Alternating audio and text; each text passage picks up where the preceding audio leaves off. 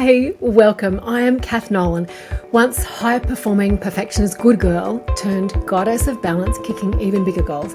This is the podcast where we make balance doable for busy, overstretched working women. Embracing your voice, your feminine power and energy allows you to truly step into greatness for the sake of you and all you hold dear. This is balance. The episode you're about to hear is one of my earliest episodes when the podcast was called Don't Be Asked and our focus was on building courage. Since then, you have evolved and so have I.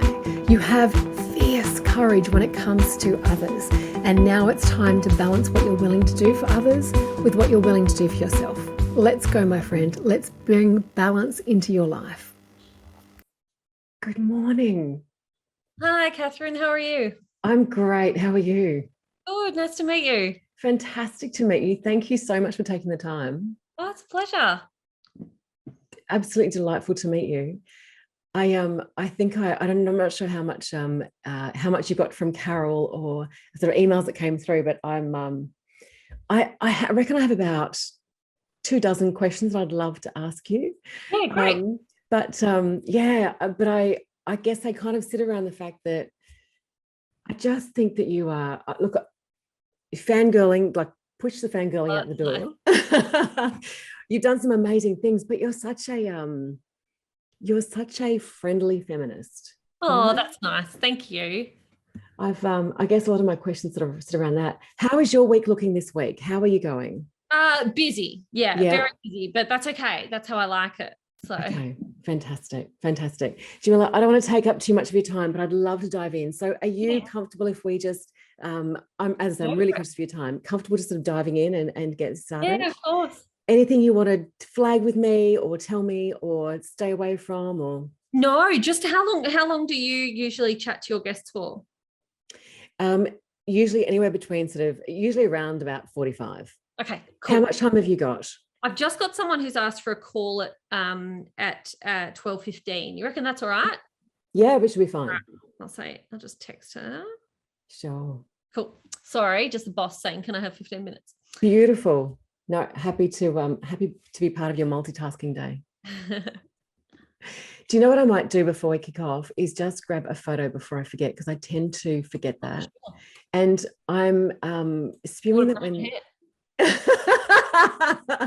it looks great. You're good. Let me just see if I can just change this view and I will grab a quick, there we go. Beautiful. I was doing a call with someone the other day and I was like, okay, so do you mind if we just grab a photo? And he's like, yeah, sure. But he just kept chatting. I was like, oh, can we just stop for a second and just grab it? Like, just grab a photo. You know? Yeah, exactly. All right, let me grab a screenshot. Hang on.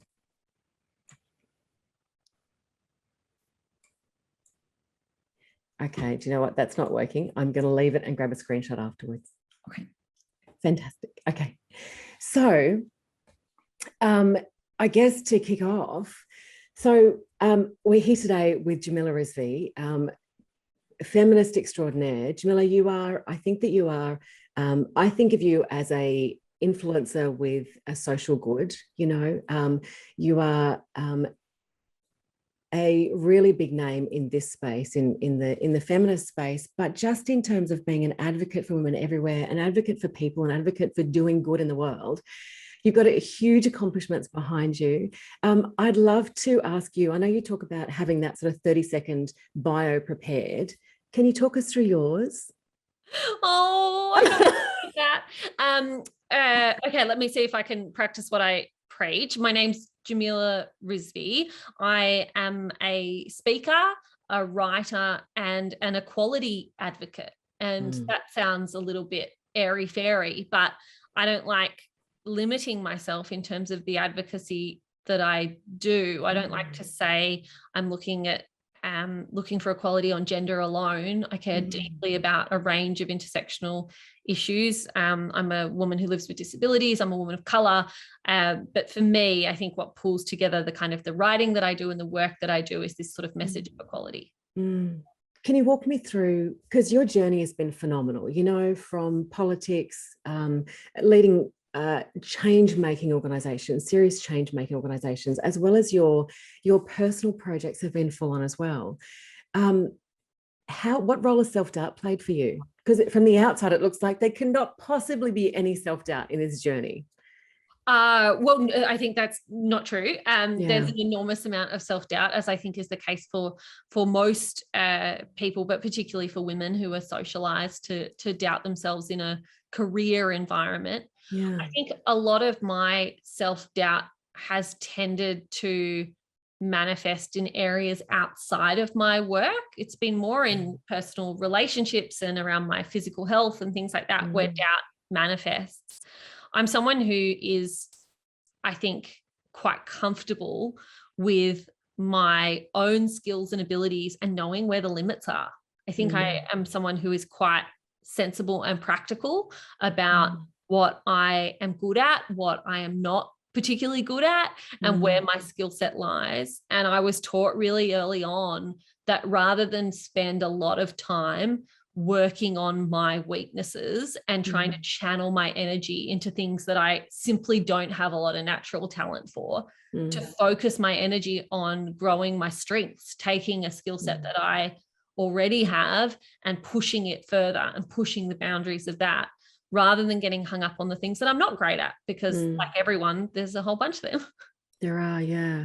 What role do you think, I'm going to stay with self-doubt for a second. So what role do you think those breaks that you have, and particularly as women, but your journey specifically, whether it be breaks that you have from the breaks that typically send people's doubt a little bit, off the rails. So between motherhood and significant health issues, both of those things have the possibility of derailing people, shaking your confidence in yourself.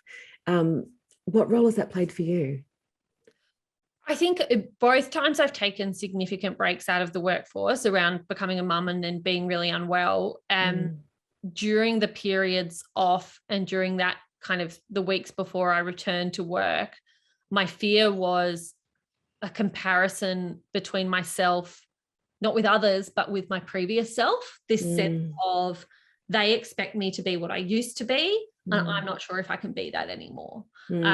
For quite different reasons on both occasions. But when I became a mum, I had that real worry on returning to work that I couldn't make work everything, that work could not be 100% of my focus anymore, that work was not, a baby wasn't like a partner who could understand or who could wait or who could be flexible. And I sort of had a fear of not living up to my own standards that I'd set for myself before becoming a mum.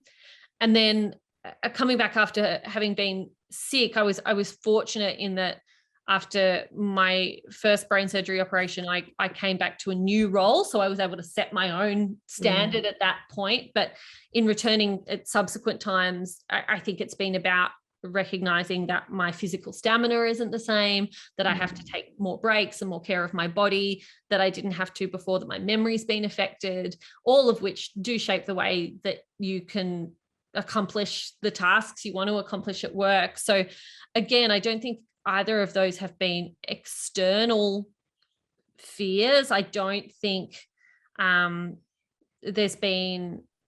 don't think the people around me necessarily had those doubts. Maybe they did, but it was very much an internal sense of people will compare me to what I used to be, and what if I don't measure up?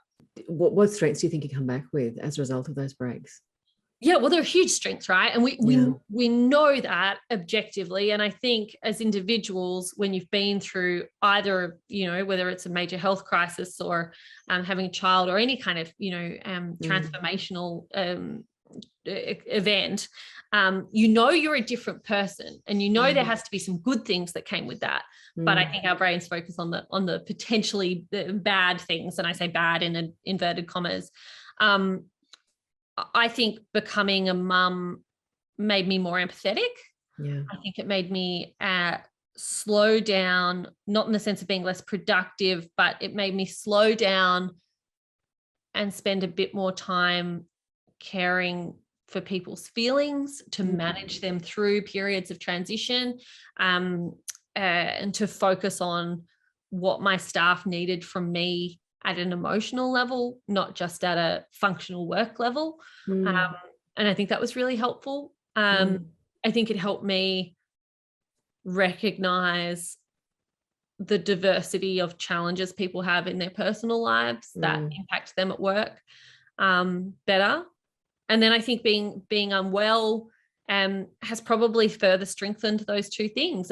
You know, we all say that cliche of you never know what other people are going through outside of the office, so you need to be kind. But I don't know how much most of us practice that, especially when we're managing a team or managing multiple teams and trying to get to an outcome. And in the end, you've got to get the job done, and there's a due date and there's clients, whatever it might be.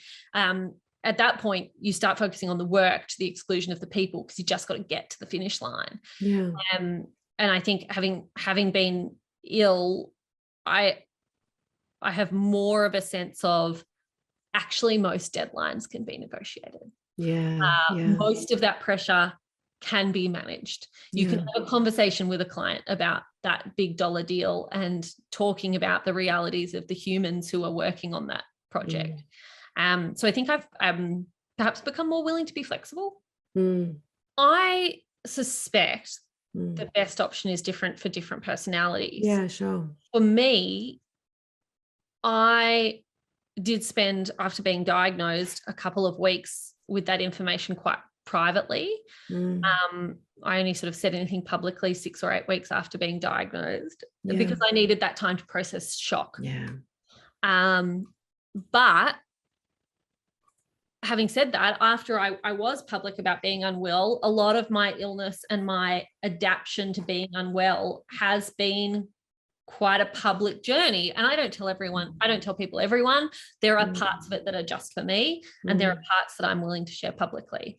And for me, I draw the line at what I am not healed from, but from where my comfort level is. And also what people need to know, because I don't think people need to know every detail for your advocacy to be effective. One of the things I struggled with when I was unwell was I felt like I couldn't find role models.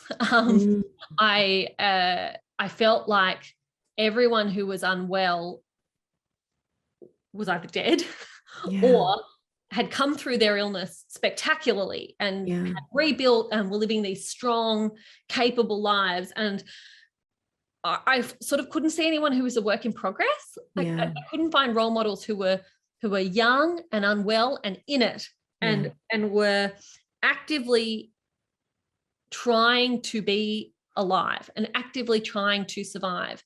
And I searched so far for those people. And when I did occasionally find someone, it was still that language of bravery and soldiers, and I'm going to fight this. And all credit to those people who are able to get into that mindset and stay there. But I wasn't. You know, I was someone who was very pragmatic about being unwell and, you know, wanted to give myself the very best chance of survival. But I didn't think that willpower alone was going to win this thing. I thought that medicine was going to win it. And I wish I'd had someone who was in a similar way and was a work in progress to look at and feel less alone. So that's what I've tried to do with my illness. It's what I've tried to do with my transition to motherhood. It's what I've tried to do when I've talked about discrimination in workplaces against women. I tend to write and speak in a way that would have helped me where I see gaps, where I didn't have someone to look to. And I think that vulnerability and that rawness and that willingness to show that all of this stuff is a transition, it's not a destination. I think it can be helpful to people because it does make people feel less like they're the only one in the world. Totally. I think the really beautiful thing about that is that in terms of the good for society, you know, because you are willing to share your own journey through those moments in time, that breaks down so many of the barriers in terms of inclusion generally and equality generally, because we are all individuals. You know, we wear some labels that attach to our, you know, our demographics or our gender or whatever else. But underneath all of that, you know, we are all individuals with individual journeys. So I think that adds. One of the things I most admire about you is you are, there are a lot of people who advocate for equality. And I guess this space of advocacy is it's a space that's fraught with shame and with danger, particularly when we're talking about careers. Advocacy sometimes can mean that you are upsetting the apple cart and you are not following what's expected, and it can mean that you are shunned or left out. So the advocacy space is so it's a difficult one to tread, and that's what I'd really love to sort of unpack with you about your approach to advocacy, because you're not an angry advocate. You have this, it's almost like the iron glove with the velvet glove with iron fist. Like, you are really very raw about where we're at now, and things are really dire. Things are not great, particularly for all types of for all types of equality, but particularly with gender, which is the main space that I work in. But you do it with such positivity, Jamila. You do it with such positivity. Like, you are, it's like you're a really friendly feminist, and that I think is incredibly disarming. I think we could learn a lot from that. Is it conscious, or is this just your personality? That's an excellent question. I think, unhelpfully, the answer is a bit of both. Yeah. I do think I am an enthusiastic person. Yeah. I wouldn't say I'm wildly optimistic as an individual. I think I'm actually quite pragmatic. Yeah. But I am someone who has always wanted to be part of things, part of solutions, part of movements, part of events. If they had counted extracurricular activities as subjects at school, I would have graduated twice, because I just wanted to do everything. I was never, they always talk about that 1,000 hours makes you an expert in something. I will never be that person, because I'm trying to do too many different fun things, because I'm so excited about stuff. So I never spend enough time to be the expert, unfortunately. Yeah. So I think part of it comes from just an enthusiasm for possibility. Yeah. And even when situations look dire, I am excited by the possibility for change. I am excited by the possibility of solutions. Yeah. And then, I think part of it is really deliberate. I think I grew up and kind of cut my working teeth in politics, and politics is a place where you cannot let the perfect be the enemy of the good. You have to make compromises. You have to make sacrifices to get a good outcome. You never get a perfect outcome, so you can't afford to be purely idealistic. Yeah. And so I think I am quite sensible about the fact that if my advocacy is going to be useful, I have to be able to change people's minds. And I think there is a space for that strident, as you say, rage-fueled advocacy. I think it is so important. And there are a lot of people in Australia whose advocacy in that space that comes from that raw fury has really inspired me, and who I really admire. But I don't think it suits me. It's not my style of advocacy. I tend to be more like, okay, if there are 100 people here and 40 of them are with me, I can rage to the 40 so that they all rise up and shout, "Hooray, Jamila," or I can find 10 more and get to 50%. And my focus is on convincing the 10. And I think sometimes you do need to rally the troops, so to speak, with that righteous anger. There's certainly a place for it. But for me, I think I am most effective, and my skill set is most effective with the next 10% that I need to get on board. And so that tends to be where I focus on that idea of bringing people with me, if I possibly can. Yeah, sure. I want to share something with you, and it's an idea from a friend of mine that she talks about. She talks about that, she's a coach, and she talks about, she's a positive body image coach. And she talks about the fact that, when we're swimming, if you're swimming at the ocean, you'll swim further out if there's a shark net than you would if there was no shark net. Yeah. And I think that one of the issues with equality is that a lot of us think that there are shark nets, but actually those shark nets, it's like there's just the floaty bits on top with the bits underneath. A lot of the bits that Jamila, what change do you think needs to happen? Like, where are the areas that you think we really need to see change, that people are maybe surprised by what change needs to take effect? Okay, that's quite the question. It's a huge question. It's a huge I've got a question. big list. Yeah, great.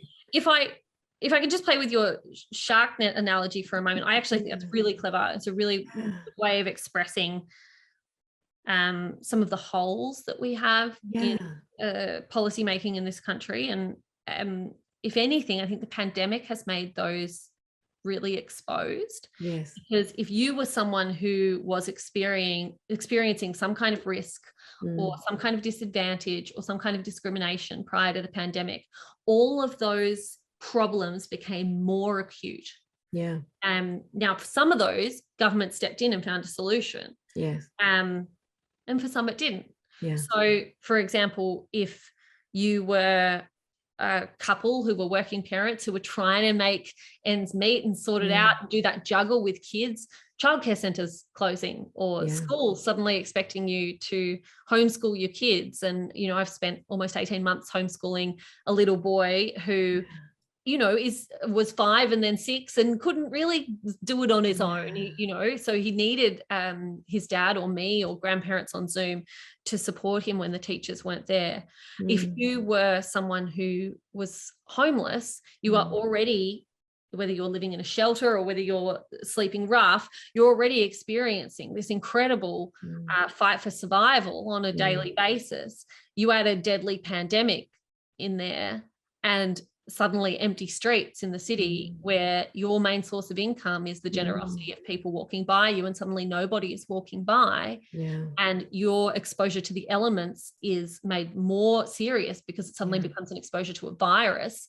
I think we had all these layers that came on top of each other, exposing inequality in this country. And there are a huge number of questions, I think, for us to unpack. But I think the central source of a lot of those questions is wealth and income inequality. Because whether you are a migrant, whether you are an Indigenous person, whether you are a woman, whether you are a person with a disability, whether you are experiencing family violence, as you say, income and wealth inequality shapes so much of that experience and makes the experience of that discrimination all the more harsh.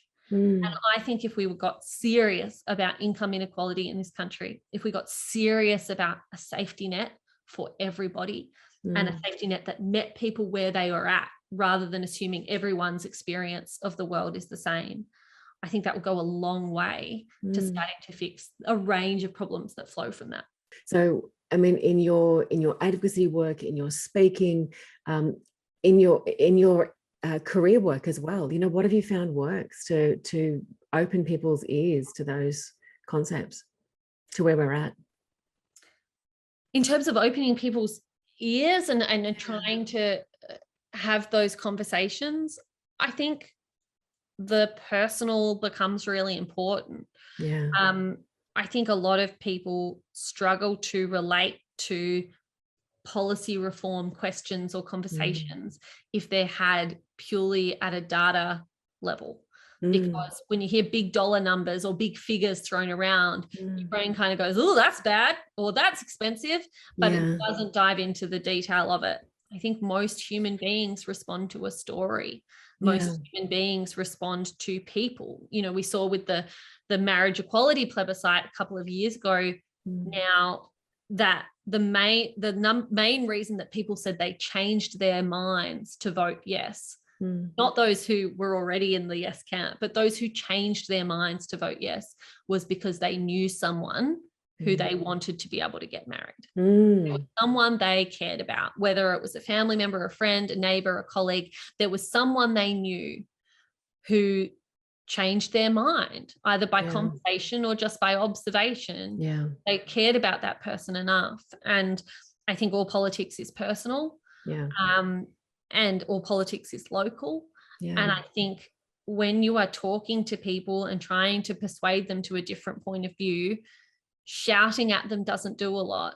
And storytelling does an enormous amount. You know, we are so fortunate to live in a country that is home to the greatest, longest living culture on the planet. And it is a culture that was built on storytelling, spoken word storytelling. That is what First Nations people have done on this land for tens of thousands of years. And I think that is something to be valued. I think those conversations between people in the street, people at the supermarket, friends and colleagues are often what convinces someone to change their view when you hear about the personal impact. And look, we see it at that we see it at on the level of race, for example. You will hear individuals you'll hear someone make a comment, an offensive comment about too many migrants, or we need to have less people from this country, or taking that Pauline Hanson rhetoric, and then you say, oh, but let me take my parents. My father has a Muslim name and he's an Indian migrant. And and you say, but what about Abel, who lives around the corner? And they go, oh, no. Abel's all right. He's a good guy. I borrow his lawnmower on Tuesdays. Right. And the collective idea of more Muslim immigration, for example, is something that individual doesn't like.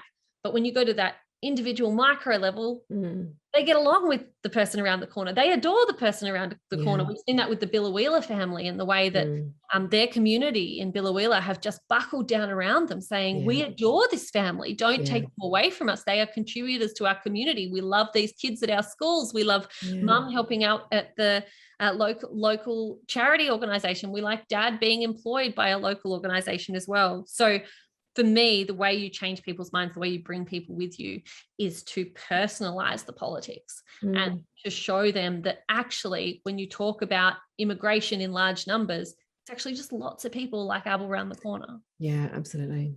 Absolutely. You've touched such a raw nerve for me with that, because I completely agree with you. I'm completely on the same page.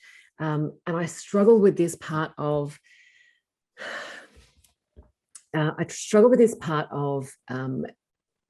if you look at the Me Too movement, for example. So Tracy Spicer talks about the fact that, the Me Too movement just didn't take off in Australia anywhere near as much as it did globally. And it's because of our defamation laws. So we're actually not allowed to tell these stories, and I think about, the bushfires, when the bushfires happened, and those stories were so visceral. The support locally, nationally, globally was phenomenal, because those stories were so, you could see and smell and taste these stories, they were so real. But when it's a natural disaster that's hurt somebody, we're happy to share the stories. We're allowed to share the stories. But with so many of these issues that affect us, the defamation laws stop people from telling their stories to such a large degree. And then if it's an individual, and if it's not an individual, then we've also got, workplace politics that stops people from telling their stories. If you look at the number of Indigenous Australians in leadership roles, we can look at the stats on, the number of women in leadership roles, the number of people with an Asian background who are in leadership roles, the number of Indigenous in leadership roles. There's actually even a number, because the number is so small, they don't even rate to a percentage point. And, part of that challenge is that a lot of people are not yet safe to self-identify. So there's a lot of safety issues around being able to tell our stories. Do you see any progress on that? Do you see any way forward on that? I think the only way you make progress is by more people being brave enough to tell the story, right? I've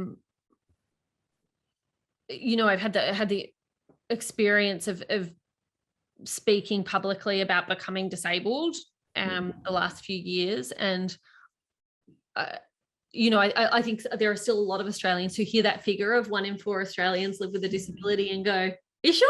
I don't think it's that many. And the reason we don't believe that figure is so many disabilities are invisible. And so many people whose disabilities are invisible, like mine, choose not to disclose, because we know that there are ramifications that come with that. There are changes in how people view us, how they view our work ethic, our abilities, it might affect their confidence in us, rather than doing what it should do, which is that it allows an organisation, an employer, colleagues to make some small, sensible changes that really don't impact them all that much, to make my life way easier and way better, and allow me to be a contributor to the workplace in the way I want to be. But most people don't disclose their disabilities if they don't have to, if it's not obvious by looking at them and by them showing up to work using a wheelchair, for example. Yeah. And I think what that tells me is that it's hard to ask people to disclose in an environment where they're worried about how that's going to be received. And yet at the same time, in a bit of a catch-22, I don't think we get anywhere until we have a greater number of disclosures, because we have to normalize the experience of living with disability and the experience of working with someone with a disability. And to that end, you know, to anyone who's listening now who lives with disability and is nervous about talking to people at work, for example, or I have had such an incredibly positive experience of telling my boss and my colleagues not only that I'm now living with a number of disabilities, but explaining in quite a bit of detail the nature of those disabilities and how it affects my work, and the changes that have been made to my workplace to make things better for me have been generous and swift. You know, all of our meetings at Future Women end 10 minutes before the hour instead of running for 60 minutes now, because I have significant anterior grade amnesia, which means I forget things. And that 10 minutes is really useful for me to be able to review my notes and to process, to take a break. And that helps me retain the information better. The number of times I will get a quick note from a colleague that says, not sure if you've forgotten, but putting the reminder here just in case. They know to remind me more than they would otherwise. They never worry about being rude in reminding me. When we hold major events and things like that, the number of times I get checked on or brought glasses of water or reminded to take medication, it is like a collective responsibility, and it doesn't make me feel like a burden. It makes me feel like they've got my back. And I like to think that a whole bunch of workplaces would respond in the same way for those who feel like maybe they want to start talking to their colleagues and their managers about being disabled, because I think more of us have to talk about it and to expect our workplaces to accommodate our particular needs if we're going to make any kind of change. And I get that it's scary, and I get that discrimination exists, but I think if you've got that possibility, if you're considering it in your mind, it's worth giving it a go. Amazing. Your books are phenomenal. You know, I love Lucky. The kids' books are gorgeous. This latest one, Work, Love, Body, you know, you've got some really powerful messages and very incredibly pragmatic. I guess what I'd ask you, one last thing is just around the courage to speak out. And you know, I often have this thing, I know this is a very gendered issue, but I often have this thing where I remember doing, you know, a keynote talk on communication and asking this room, you know, we're going to talk about how to push back. And the guys in the room are like, what? You just say no. And the women in the room are kind of sitting on the edge of their seats going like, okay, tell me, how do I say no? How do I say no without it being career limiting? What are your thoughts? What's your advice on pushing back? Practice. Great. I think women and girls are socialized to say yes, to please other people, to be helpful, and to be nice. We are socialized to think being nice and to be liked is the most important thing. And sometimes it is, because I think that comes with pleasantries and it comes with kindness and it comes with empathy.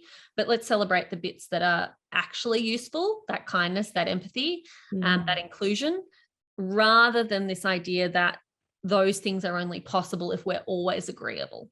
There's an incredible young woman called Grace Jennings Edquist, who's just written a new book called The Yes Woman, which is really good in this space, looking at the idea of how we're socialized to always say yes, and not just at work, but in our home lives, in our community lives, looking at emotional labor, administrative labor in the home. I honestly think it only comes with practice. And I think sometimes practice is easier in written form first than having to say it out loud. But knowing where your limits are and knowing where you want to draw lines about what is okay for you and what is not okay for you is what will lead to a happy life. We only get this finite amount of time on this planet. Don't waste it doing bullshit stuff you didn't actually want to. Oh, touche, Jamila, you are such a divine human. I love that you share your story so graciously. I feel as though, I wish everybody had had an experience with Mamma Mia, that at the start of their career, that this open space for open dialogue and welcome voices. And I'm so grateful for our society that we have your voice in normalizing what you've been through, but also bringing positivity and optimism to the excitement about the possibilities to our future. Oh, that is incredibly generous. Thank you so much for having me. It's been really interesting to you've asked questions and perspectives on work that I hadn't considered before. Beautiful. Well, thank you. I wish you every possible success moving forward, and I wish you wellness and happiness and everything gets to you after. Thank you so much, Catherine. I really appreciate it. Pleasure. I look forward to talking to you again. Yeah, all the best. I believe that women do help other women. I hope that this episode has empowered you to question your willingness to go last. I hope that you will embrace balance, and I'm also hoping that you will help me to help other women to do the same. So how can you help? Show your support for the work. Subscribe and review the podcast here where you're listening. Follow the Goddess of Balance on Instagram to catch some cheeky behind the scenes and extras. Connect with me on LinkedIn and share the posts with your network. That would be sensational.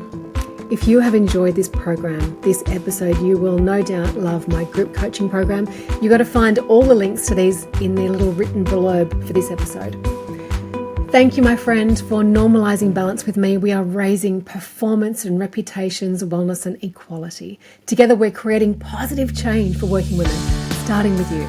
Sincerely, I thank you for being part of the movement.